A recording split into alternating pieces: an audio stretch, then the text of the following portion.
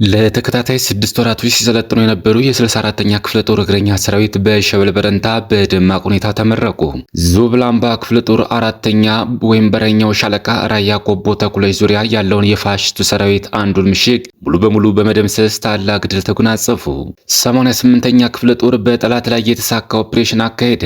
በአፋብኃ ቴዎድሮስ ዕዝ የ109ኛ ኮር አካል የሆነችው 88ኛ ክፍለ ጦር በአዲስ በተዋቀረ ማግስት በጠላት እንቅስቃሴ ላይ የተመሰረተ የተሳካ የማጥቃት ኦፕሬሽን አካሂደዋል። የሚኒሊክ ዕዝ አህዶች በጥምረት ዳውንትና ፀሐይ መውጫ ላይ ታላቅ ድል ተጎናጸፉ።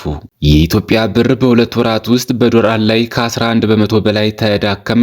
ለትግራይ ክልል ከፌዴራል መንግስት በየወሩ ይላክ የነበረው በጀት ከጥቅምት ወር 2018 ዓ.ም ጀምሮ ላለፉት 2 ወራት ሙሉ በሙሉ መቆሙን የክልሉ ፕላን ኮሚሽን ኃላፊ ወይዘሮ ሃንሳ ታላይ ገለጹ። የፌዴራሉ ከፍተኛ ፍርድ ቤት የቀድሞ የሰላም ሚኒስትር ዴኤታ ታዬ ደንዳ በተከሰሱበት ያለ ፍቃድ የጦር መሳሪያ ይዞ የመገኘት ወንጀል ላይ የቅጣት ውሳኔ ለመስጠት ለህዳር 26 ተለዋጭ ቀጠሮ ሰጠ። እስከ መጨረሻው ድረስ አብራችሁ ተቆዩ። እነዚህና ሌሎች ያልተሰሙ መረጃዎችን በዝርዝር እናስደምጣችኋለን። የሚዲያችን ተደራሽነት እንዲበዛ ቪዲዮን ላይክ፣ ቻናሉ ሰብስክራይብ እና ሼር እንዲሁም ኮሜንት መስጫ ሳጥን ድል ለአማራ ፋኖ የሚል አስተያየት እያስቀምጣችሁ አብራችሁን ነው። እነሆ ወደ መረጃችን ገባን። ለተከታታይ 6 ወራቶች ሲሰለጥኑ የነበሩ የ64ኛ ክፍለ ጦር እግረኛ ሰራዊት በሸበል በረንታ በደማቅ ሁኔታ ተመረቁ። የአፋብኃ ምዕራብ አማራ ቀጠና ቴዎድሮስ ዕዝ 201ኛ ኮር 64ኛ ክፍለ ጦር ለተከታታይ 6 ወራት ያሰለጠናቸውን የእግረኛ ሰራዊት ህዳር 23 2018 ዓ.ም በሸበል በረንታ ወረዳ የደጃዝማች በላይ ዘለቀ የሽፈራው ገርባው ልጆች ለ5ኛ ዙር በደማቅ ሁኔታ አስመርቀዋል። በቴዎድሮስ ዕዝ 201ኛ ኮር ስር የሚገኘው 64ኛ ክፍለ ጦር የእግረኛ ሰራዊት ለማስመረቅ በክብር የተገኙት የ64ኛ ክፍለ ጦር አመራሮች፣ የሻለቃ አመራሮችና አባላት፣ የሃይማኖት አባቶች፣ የሀገር ሽማግሌዎች እንዲሁም የአካባቢው ማህበረሰብ በተገኙበት በሸበል በረንታ ወረዳ በደማቅ ሁኔታ ተመርቋል። የተከበራችሁ የአፋብኃ ምዕራብ አማራ ቀጠና ቴዎድሮስ ዕዝ 201ኛ ኮር 64ኛ ክፍለ ጦር አመራሮች፣ የተከበራችሁ የሸበል በረንታ ወረዳ ጊዜያዊ መንግስት አመራሮች፣ የተከበራችሁ የሻለቃ አመራሮችና አባላት፣ የተከበራችሁ የሃይማኖት አባቶችና የሀገር ሽማግሌዎች እንዲሁም በዚህ ፕሮግራም የተገኛችሁ የከተማዋ ነዋሪዎች እንዲሁም የክብር እንግዶች የአፋብኃ ምዕራብ አማራ ቴዎድሮስ ዕዝ 201ኛ ኮር 64ኛ ክፍለ ጦር 5ኛ ዙር የእግረኛ ሰራዊት የምረቃ ፕሮግራም እንኳን በሰላም አደረሳችሁ አደረሰን። ሀገር መስራቹ ፊደል የቀረጸው የራሱ እምነት፣ የራሱ ባህልና እሴት፣ የራሱ ወግ ያለው ለበርካታ ዘመናት የኢትዮጵያን ዳር ድንበር አስከብሮ የቆየው በአራቱም ማዕዘን ደሙን አፍሶ አጥንቱን የከሰከሰው ታላቁ የአማራ ሕዝብ ዛሬ ላይ በገዛ ሀገሩ በገዛ ርስቱ ባይተዋር ሆኖ በጅምላ ይገደላል፣ በጅምላ ይሳደዳል፣ በጅምላ ይፈናቀላል። ሀብት ንብረቱ በወራሪዎች እየተወረሰ ይገኛል። ኢትዮጵያን ያሻግራሉ፣ ሀገር ይመራሉ በህዝብ ተወዳጅ የነበሩ የአማራ ምሁራን በጅምላ በጨለማ እስር ቤት እየተሰቃዩ ይገኛሉ። እንደ ምሳሌ ብንጠቅስ የመንጋው መድኃኒት የፓርላማው ንጉስ አቶ ክርስቲያን ታደለ፣ አቶ ዮሐንስ ቦያለውና መምህር መስከረም አበራና ሌሎች ምሁራን በጅምላ በጨለማ እስር ቤት ታስረው እየተሰቃዩ ይገኛሉ።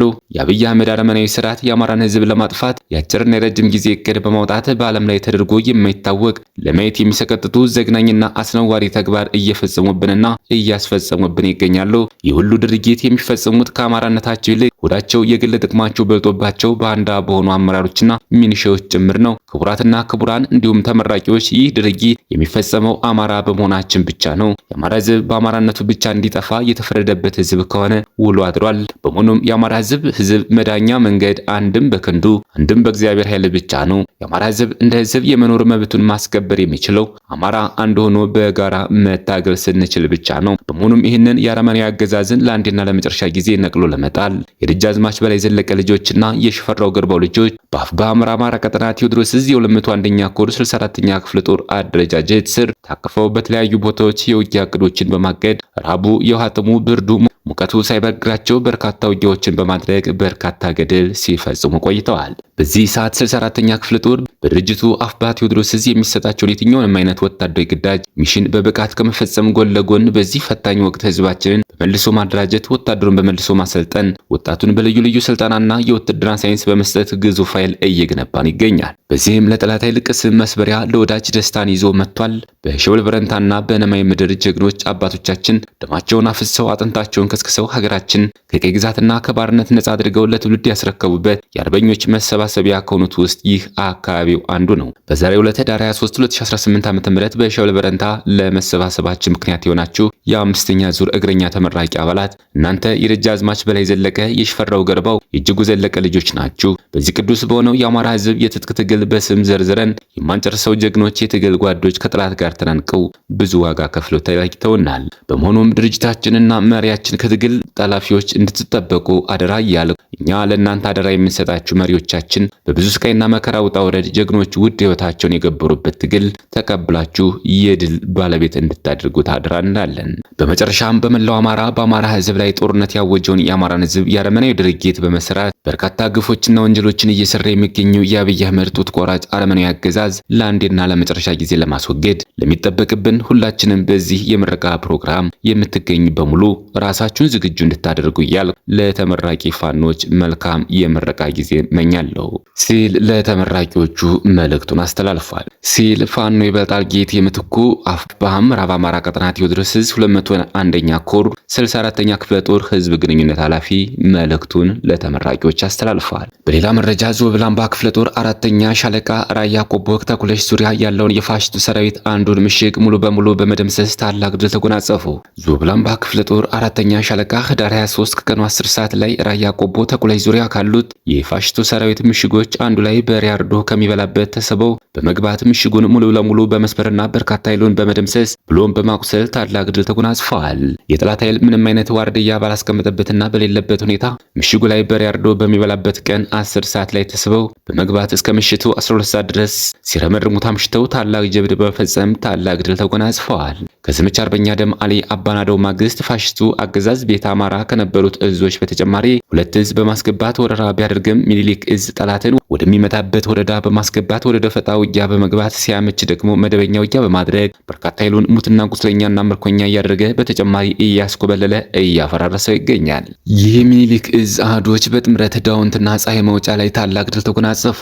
የሚኒሊክ እዝ አህዶች በጥምረት ዳውንትና ፀሐይ መውጫ ላይ ህዳር 23 2018 ዓ.ም ማለዳ እስከ 3 ሰዓት ጀምሮ እስከ ቀኑ 6 ሰዓት ከፋሽስቱ ብልጽግና አገዛዝ ዙፋን ጠባቂ ሰራዊት ጋር በመፋለም ታላቅ ድል አስመዝግበዋል። ጠላት ዳውንትና ፀሐይ መውጫ ከተማን ለመቆጣጠር ከኮንና ጋሸና አንድ ክፍለ ጦር ዙ 23 እና ጨምሮ እንዲሁም ከወገል ጤና አንድ ክፍለ ጦር ዙ 23 ጋር ወደ ዳውንት ፀሐይ መውጫ ማጥቃት ያደረገ ሲሆን ከምስራቅ አማራ ኮር 2 ዞብላምባ ክፍለ ጦርና ከደጋው መብረቅ ኮር ከጽናት መክትና ሰንጥቅ ክፍለ ጦር የተውጣጡ ሻለቆች እንዲሁም ሌሎች በመደራጀት ላይ ያሉ አህዶች በጥምረት የጠላትን ሰራዊት ለጊዜው በስም ያልታወቁ አመራሮችን ጨምሮ በመደምሰስና በማቁሰል ከባድ ሰብአዊና ቁሳዊ ኪሳራ በማድረስ ብሎም ቀጠናውን ከተሞቹን በማስከበር ታላቅ ድል ተጎናጽፈዋል። በዚህ በድንቅ መናበብ በተመዘገበ ታላቅ ፍልሚያና ድል የጠላት ሰራዊት በሁሉም አቅጣጫ የተመታ ሲሆን አስከሬንና ቁስለኛውን እያነሳ ወደ መጣበት አቅጣጫ ሸሽተዋል። በተጋድሎ በመደራጀት ላይ ያለ የልዩ ዘመቻ አህድም የተሳተፈ ሲሆን ከልጅ ኢያሱ ኮር 23ኛ ክፍለ ጦር አንድ ጓድ በውጊያ መሃል ደፈጣ ጥቃት በመፈጸም ታላቅ ጀብድ ሰርተዋል። በዚህ ታላቅ ተጋድሎ ከባድ ምት የተመታው አገዛዙ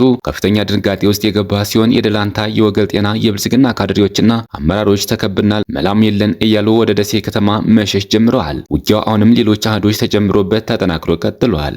ለትግራይ ክልል ከፌዴራል መንግስት በየወሩ ይላክ የነበረው በጀት ከጥቅምት ወር 2018 ዓ.ም ጀምሮ ላለፉት 2 ወራት ሙሉ በሙሉ ማቆሙን የክልሉ ፕላን ኮሚሽን ኃላፊ ወይዘሮ ሃንሳ ታላይ ገለጹ።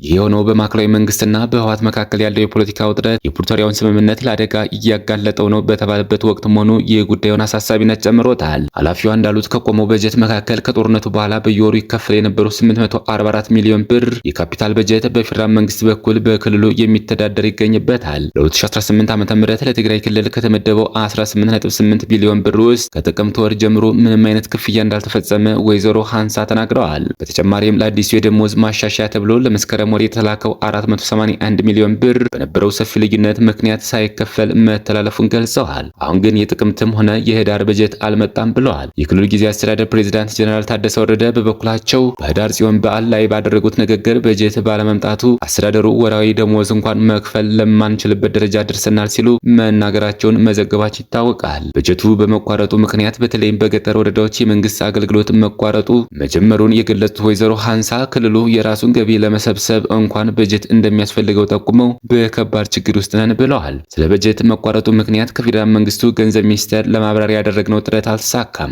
ሌሎቹ የ4 ኪሎ ቤተ መንግስት ምንጮች ግን ለትግራይ ህዝብ የሚላከውን በጀት የክልሉ መሪዎች ለታጣቂዎቻቸው ደሞዝ እየከፈሉበት የሚል ግምገማ መኖሩና አሁን በጀቱ ቆመ የተባለው ከዚህ ጋር በተያያዘ ነው ሲሉ ይናገራሉ። የፌዴራል ከፍተኛ ፍርድ ቤት የቀድሞ የሰላም ሚኒስትር ዴኤታ ታዬ ደንዳ በተከሰሱበት ያለ ፈቃድ የጦር መሳሪያ ይዞ የመገኘት ወንጀል ላይ የቅጣት ውሳኔ ለመስጠት ለህዳር 26 ተለዋጭ ቀጠሮ ሰጥቷል። ችሎቱ በክሱ ላይ የቅጣት ውሳኔውን ለመስጠት ተለዋጭ ቀጠሮ የሰጠው ታዬ ያቀረቧቸው የቅጣት ማቅለያ አስተያየቶች በተለይም የጤናቸው ሁኔታ ማስረጃ አልቀረበባቸውም በማለት ነው። ችሎቱ ዛሬ የተሰየመው ያለ ፈቃድ የጦር መሳሪያ ይዞ መገኘት በሚለው ወንጀል ላይ የቅጣት ውሳኔ ለመስጠት አቃቢ ህግ በታዬ ላይ ህዳር 15 በመሰረታቸው 3 አዲስ ተደራራቢ ክሶች ላይ የተከሳሹን የክስ መቃወሚያ ለመስማትና የተከሳሹን የዋስትና ጥያቄ ለመመርመር ነበር። ችሎቱ ተከሳሹ ለ3 አዲስ ክሶች ባቀረቧቸው የክስ መቃወሚያዎች ላይ አቃቢ ህግ አስተያየቱን በጽሁፍ እንዲያቀርብ ለታህሳስ 8 ተቀጥሯል። ታዬ ፍርድ ቤት የዋስትና መብታቸውን እንዲያከብርላቸው ላቀረቡት አቤቱታ ሰፋ ያለ የህግና ፍሬ ነገር መከራከሪያ አቅርበዋል። አቃቢ ህግ በበኩሉ ተከሳሹ በድጋሚ ከመታሰራቸው በፊት ሆረን ኮንቨርሴሽን በተባለ ድረገጽ ያደረጉት ቃለ መጠይቅ ያስገኘላቸውን ከፍተኛ የህዝብ ተቀባይነት በመጠቀም መንግስትን በህዝባዊ አመጽ ለመጣል ሊያንቀሳቅሱ ይችላል በማለት ለችሎቱ ተቃውሞውን አቅርበዋል። ክቡራትና ክቡራን የቻናላችን ቤተሰቦች ለሰዓቱ ያዘጋጀናቸው መረጃዎች እነዚህ ይመስሉ ነበር። በሌላ የመረጃ ሰዓታችን እስክንገናኝ ድረስ የዩቲዩብ ቻናላችን ሰብስክራይብ፣ ሼር እንደዚሁም ላይክ እያደረጋችሁ ጠብቁን። ቸር ያገናኘን። መልካም ቆይታ